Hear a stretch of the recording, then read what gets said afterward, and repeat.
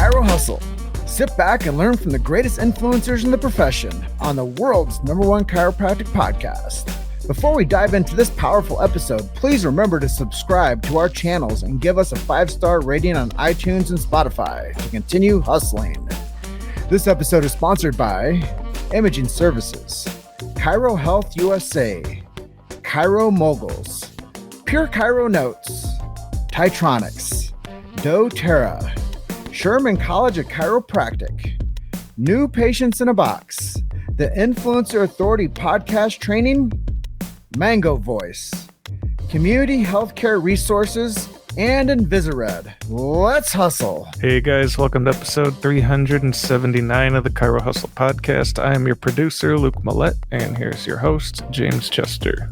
So today we had the opportunity of interviewing Dr. Robert Delgado. And if you want to understand how to expand your knowledge and skill set as a chiropractic entrepreneur, stay tuned. Welcome back. This is another episode of the Chiro Hustle podcast. This is episode 379. And today I got take 2 with Robert Delgado. He's coming all the way in from Cape Town, South Africa. And I am out here in beautiful Grand Junction, Colorado. And before we get going, I let people know the big why. Why do we do what we do? Well, we protect free speech in chiropractic. We protect the sacred trust. If you guys need to know what those are, go do your favorite search engine and find out what the heck that stands for. And then I do support subluxation-based chiropractic and innate intelligence and universal intelligence. If you guys don't know what that is, please go do a quick search and find out what that means, because that's the big idea. And as they say, Dr. Robert, once you get the big idea, all else follows. So with that being said, welcome to episode 379. Thank you so much, James. Thanks for having me again. I'm looking forward to this. Let's go. Yeah, man. I'm straight fire today. We just been burning up these microphones for the past 15, 20 minutes, talking about origin stories. Where did we come from? How did we get to where we are? And your last interview was just after Christmas 2020, and a lot's probably transitioned in your life since then. Yeah. So let's tell people how things have transitioned and maybe how the purpose has changed on your mission. Yeah. Well, thanks for having me on again. And I think going back and talking about origin stories like we were, I think what's going to be really of value now is me going through, how my purpose within chiropractic has changed and how that journey went. For last time we spoke about my first experience with chiropractic, I got adjusted by a chiropractor. I knew nothing about the profession, but the experience wasn't about, for me, it wasn't about the adjustment giving me a massive health shift in terms of my symptoms. It was more what the chiropractor said to me, giving me a massive mindset shift. And I'll never forget that the term he used was, I actually held out my hand waiting for a prescription. That's how little I knew about the profession. And he said to me, you won't need any medication. The body has an amazing ability to heal itself. And that one sentence activated this journey where 18 months later, I had left the city I was in, and 18 years old, I was in a new city studying chiropractic. So, but that's a sign of what was to come. So I qualified, very medically orientated chiropractic college in South Africa, went over to the UK, to London, to experience more about the profession because I knew there was another side to the profession. And we joined a coaching program.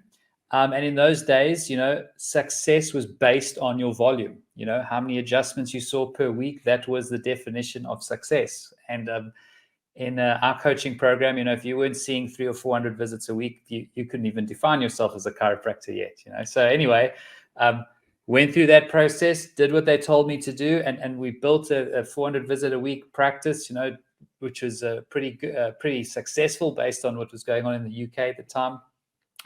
But after about a year of doing that, I was exhausted, and I was waking up on a Monday morning and I was like, I got 110, adjustments booked in for today, and I'm just physically and mentally not looking forward to this. Something just wasn't right for me. And I was looking around, and, some of my mentors at the time, they could do that in a day and be on fire at the end of it. But there was just something just wasn't right.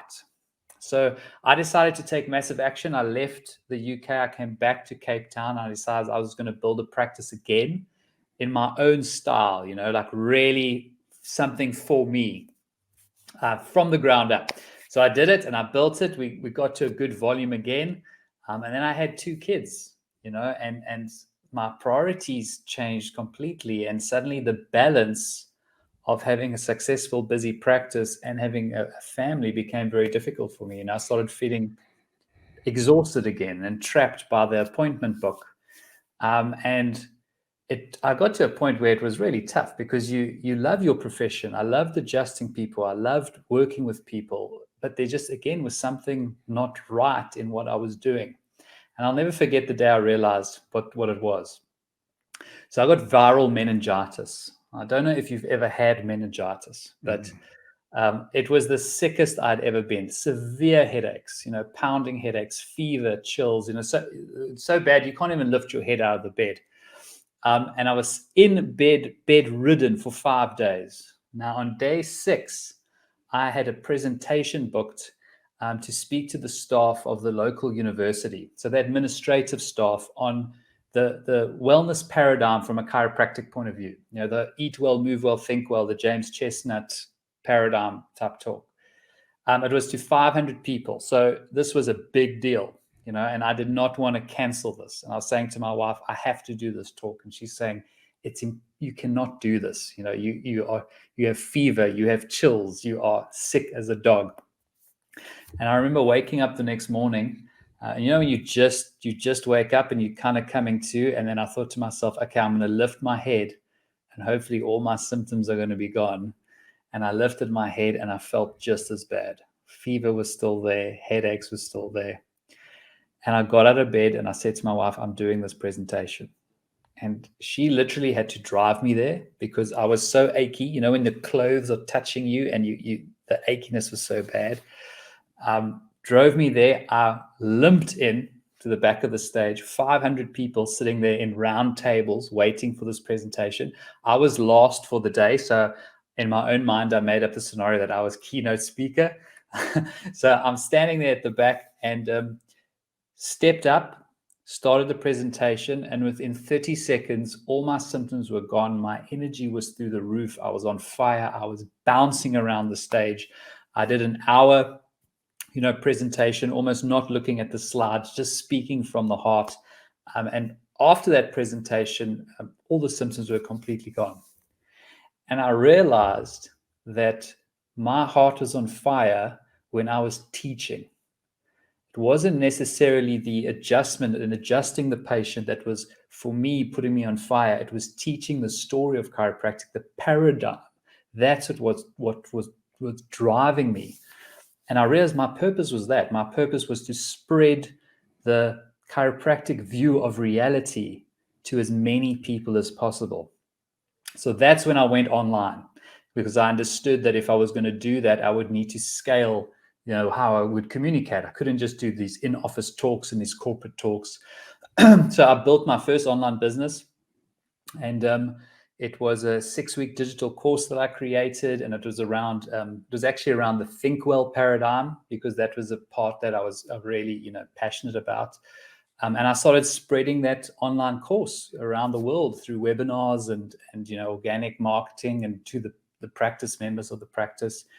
And it got to a point where it started generating enough income so that it started to supersede even the practice income. So I started dropping my practice hours and increase what I was doing online, digital courses, coaching, things like that. Then COVID happened. And chiropractors started asking me, we've seen that you go online and you've done all this stuff online. Can you help us? Because now COVID has made us realize that this is something we may have to learn. And that's how the Chiropractic Freedom Project was born. I think it just started basically when I spoke to you. I can't remember the exact time frames. But now what I do, and I really feel aligned with purpose, is I help other chiropractors spread that chiropractic paradigm to as many people as possible by teaching them the skills of packaging their message and doing it online. So the Chiropractic Freedom Project, and what's happened since we last spoke, it's grown. We've had over 100 chiropractors go through our program, going into all different online spaces, creating courses, doing high ticket coaching, everything in between. And I've watched as they grow that skill set, I've watched me helping them spread that message. And you spoke about it in the beginning. That's your purpose as well. The big idea is spreading. I believe that if we become masters of communication, number one, and we become masters of spreading our message to the masses using the internet as a vehicle, that's going to be the best chance for chiropractic to break into the mainstream over the next few years. You said a lot there, and just to unpack some of it. So you said about 2020, the following 2 years coming into this space, there was a lot of people that came in and tried to jump into the Zoom world. And I don't know where they are today, wink, wink. But a lot of people came in and they were like, we're going to do podcasts. We're going to do what James Chester's doing. And I'm like, whoa, the space is a little crowded now.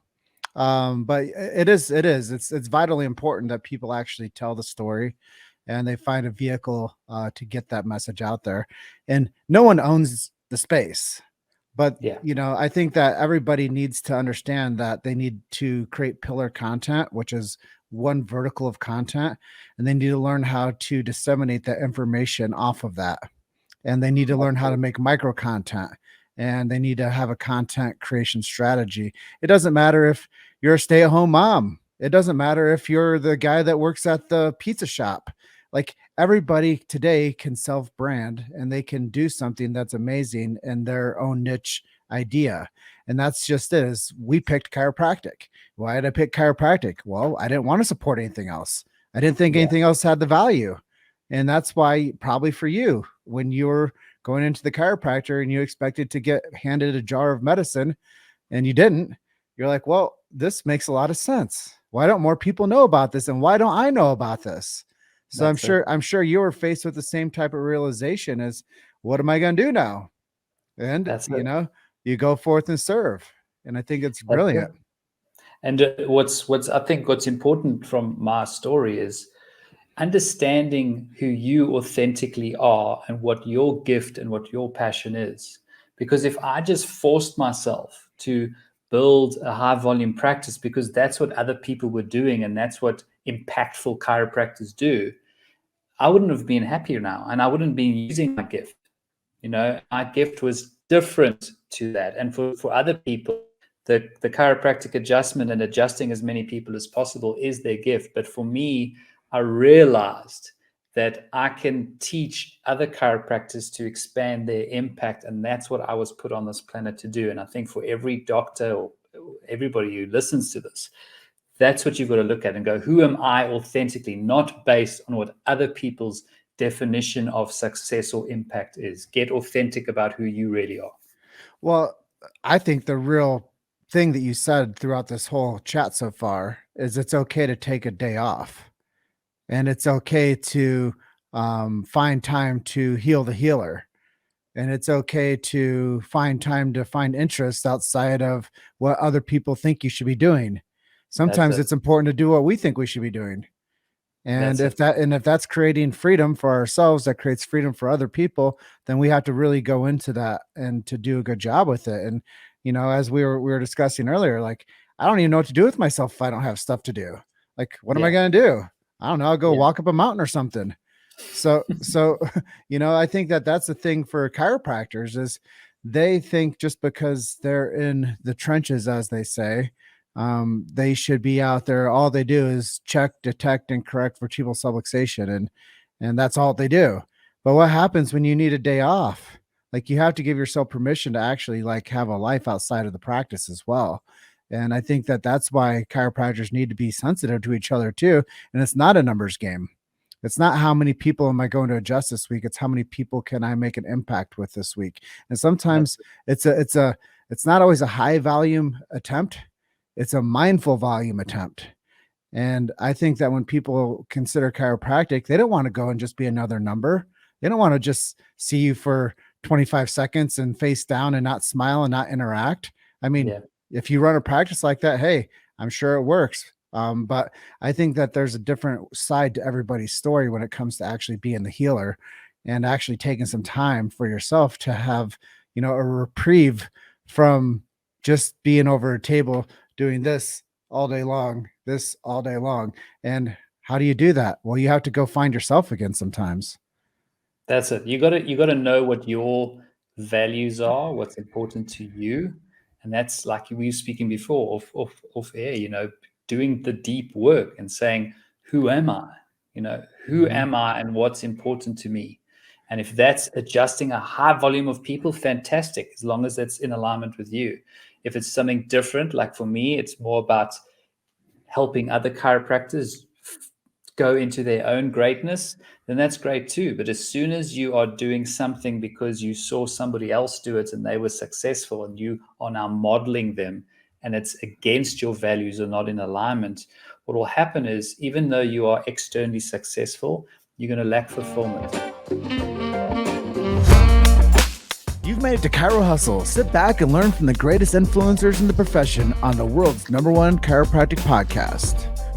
This episode is sponsored by Imaging Services, Chiro Health USA, Chiro Moguls, Pure Chiro Notes, Titronics, doTERRA, Sherman College of Chiropractic, New Patients in a Box, the Influencer Authority Podcast Training, Mango Voice, Community Healthcare Resources, and Invisired. Let's hustle. Well, it's being a parrot. And you're just basically mocking what somebody else has done because it worked and they made some money doing it. And I think that when people really consider chiropractic as a service-based industry, they have to look at each person as a professional athlete. Some people play water polo. They don't play basketball. Some people are sprinters. They don't play football. And each person's body is designed for a different way of practice as well. And that's something like if you're like a Tim Young, you're not doing a low force technique. You're getting the bone to move. And if you're like a Danny Knowles, you do network spinal analysis and you're low force and your high vibrational frequency of people. So I think that there's different ways to model the energy that you transition to somebody when you remove the subluxation, let the body do what it's supposed to do. Like what happened for you. Like the doctor didn't say, hey, there's 400 techniques out there. I do this one. And this is why I do this one. No, the doctor adapted to the service that they felt was best suited for their body type and for their capacity to deliver whatever volume of practice they chose to do. Yeah, that's it. Completely. And that's the beauty of chiropractic is that you can have, all these different ways of doing things and you can attract different types of people. And it's why this profession is so exciting because there's always something new. And we have such amazing people in the profession that are pushing us. We also spoke about this on air, is that what I call a chiropractic entrepreneur is somebody that is constantly wanting to expand their knowledge, their impact, their skill set. They thrive on momentum. They spend time with other chiropractors that are the same. And we're very blessed to have those types of people in this profession that drive it forward. Take every chance. Look, I'm now in the tip of Africa. It's one of the most beautiful places on earth. But one thing I do miss is being able to, sit next to, amazing chiropractors in these big seminars and connect with them and, just see what everybody's doing. I hope to do it starting again this year soon. Yeah. Listening to your passion for the profession, I know that you decided to roll out online course and you started teaching people this Chiro freedom. Freedom is one of my highest life values. I didn't know that magic was one of my highest life values until I went to Puerto Rico, but there's magic down there, man. And there is freedom as well. And my highest life values are connection, adventure, leadership, freedom, contribution, and now magic. So I think when people know that who they are, that you like chiropractic and you like freedom, and you know that you want to host that online. So tell us about the Chiro Freedom Online. Yeah, so where the name comes from, the Chiropractic Freedom Project, is just that. It's chiropractors who have high value of freedom. And if you have a specific practice that is based on volume, what can happen is that you are putting in a huge amount of hours, you're putting in a huge amount of effort, and a lot of doctors get to a point where they don't feel free and they feel trapped by their appointment book. And what we say to them is, if you feel the mission is within you to educate people at scale and get your message out to the masses, and you want to do it in a way that will give you freedom at the same time, then creating something online is probably one of the best tools you can do, because it's something that can be created once and then used over and over again. If it's done properly, it is scalable, and we all know the whole online business model. So it's about creating a different practice model where you may still be adjusting patients every single day, but you have other offerings, which is you are using your expertise, your knowledge, and your passion to help them in another way. They are digesting your content in other ways. And that's what the Chiropractic Freedom Project does. It teaches you how to do that. And it's been amazing what chiropractors have done, in terms of helping patients with, natural birth, and even functional medicine, and, personal development, and even business coaching. There's so many directions that chiropractors are passionate about. But here's the most critical part. No matter what these doctors are offering online, they're injecting the chiropractic paradigm in it. And that's what my purpose is that I don't care what you are helping people with online, you will inject your view of reality in that content, and thereby we are spreading that view of reality to the world, to people that wouldn't have gotten otherwise. And that's why I love this online game. Yeah. So I'm curious, who did you model after, and who are some of your influences that helped you set up your strategies and your coursework? I would say initially it was Russell Brunson. I mean, if you're online, you know him very, very well. So I followed his work a lot. Tony Robbins, from a content and a mindset point of view, was a big part. But I'd say the one that had the biggest, and I've got an incredible story I have to tell you on this. Okay, but I'm going to give you the short version. So I was working with a business coach, and he was helping me in creating my first online business. He wasn't an expert in online businesses. He was just a business mentor coach. And he said to me, I want you to find out who's the biggest name in using your expertise online, and I want you to go study his stuff. And the first book I came across, Expert Secret. I don't know if you know that book, but it's very famous in the online space. So I read it. I'm still in full-time practice. In the beginning of the book, it gives examples of people that have been successful online. And it gives an example of a guy called Jacob Hiller. And Jacob Hiller I think he was a physical trainer. And he started trying to teach himself how to jump higher. And he did some YouTube videos of how he was training himself. Next thing you know, he built up a bit of a following. Fast forward a few years, he had built a $10 million empire teaching athletes how to jump higher. And I remember reading it and just going, I mean, if there's a market for that, there's so much as a chiropractor I can offer the world. And it shifted my mindset of what was possible for me. So anyway, I read that book or start reading it on the Monday. On the Wednesday, patient walks into the practice, and we start talking, and he's American, which is not unusual, but I live in a very touristy city, so we see people from all over the world. But anyway, he starts telling me about himself, and then he says, I'm a trainer. So I say, what type of training do you do? So he says, I teach athletes how to jump higher. So I look down the file, and I realize it's Jacob Hiller sitting across from me.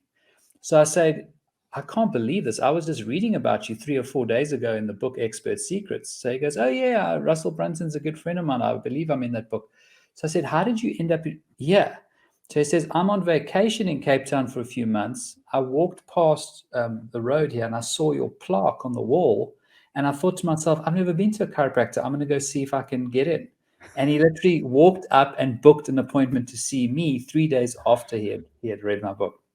Oh, I read the book. So anyway, we ended up at lunch and we got to know each other. We're still in contact today. He actually helped me quite a bit. But it actually gets crazier than that, because within the same month, a couple came to see me at the practice. Now, wait till you hear this. The other person I was studying at the time was a guy called Tai Lopez. Now, Tai Lopez, not really my vibe, and if you know him, you'll know why. But anyway, he was huge in the online space. I was following his content. I meet this couple in my practice, a lady from the UK who's engaged to an American guy. and they own a yoga clothing brand, multi-million-dollar yoga clothing brand. They're traveling the world, laptop lifestyle type thing. And I get to know them, and I say to them, who taught you how to do all of this? And she said, well, my husband's best friend, we used to work for him, and we learned a lot from him. And I said, who's your husband's best friend? And she says, Tai Lopez. And she says that he's actually best man at our wedding in a couple of months' time. So I ended up going to lunch with them, and we were also in contact, and they helped me a lot. We spoke about content creation and things. So in a month, these two people came out of nowhere in my life. And for me, that was a sign that I was going in the right direction, that I was following my destiny. And whenever things got hard, again, we spoke about this perseverance, not giving up. People look at my success online now and they think it's so easy to do it. There was a lot of failures, and there was a lot of doubt. I doubted myself. People that I know and love doubted me.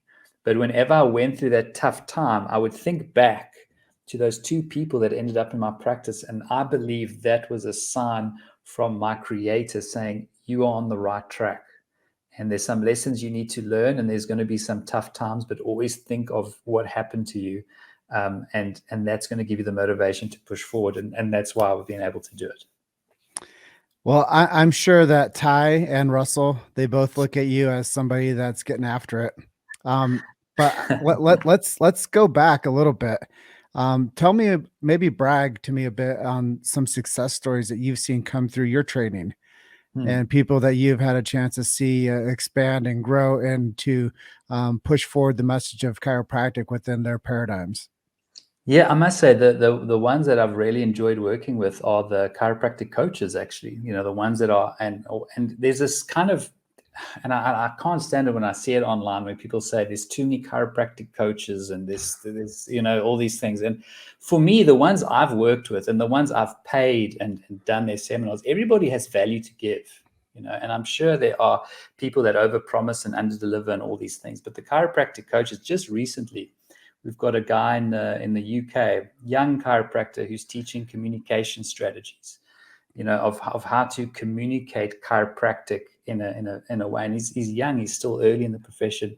And he just did a soft launch, he did $12,000 in sales or whatever, just on his launch. And it's people like that have this drive of they have a vision, they have a mission, and they have a drive to do the work that I really love working with. We had another chiropractic coach in Spain working with Spanish-speaking chiropractors. We had a lady helping athletes with their mindset, and we've got a lot of people launching as we go along at different phases. But I must say the docs that are helping other chiropractors build authentic practices have been the ones I've really enjoyed watching grow. Yeah, that's good info. There's a lot of people out there that have gifts. And like you said, you felt like at a certain point in your career that teaching was more powerful than adjusting.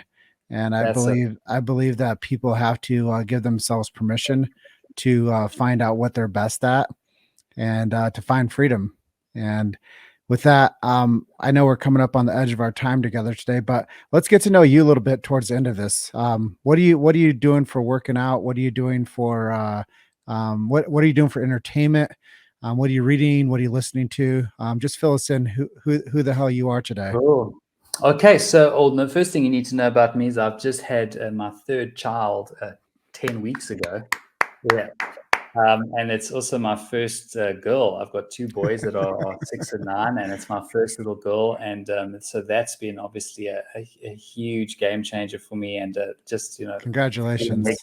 Incredibly blessed for that. So that's the most important thing that's happened over the last few years.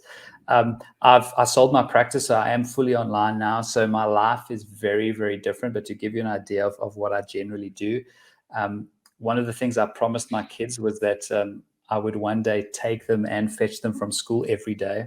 And I do that now. So my routine is I take my two boys to school. I go to a shared workspace, or there's a club that I'm a part of. There's a gym within that area, and I'll do 45 minutes to an hour of working out. And then I'll go to one of the offices there or the coffee shops, and I do a couple of hours of work, whatever it is. And then I pick the kids up, at generally 2 or 3 p.m. I bring them home, and then I'm home for that afternoon.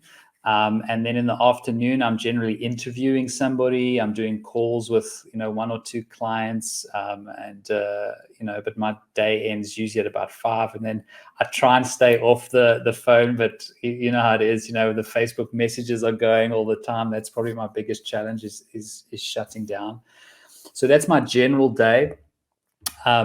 What I love doing, like you, I'm at my happiest when I'm in nature.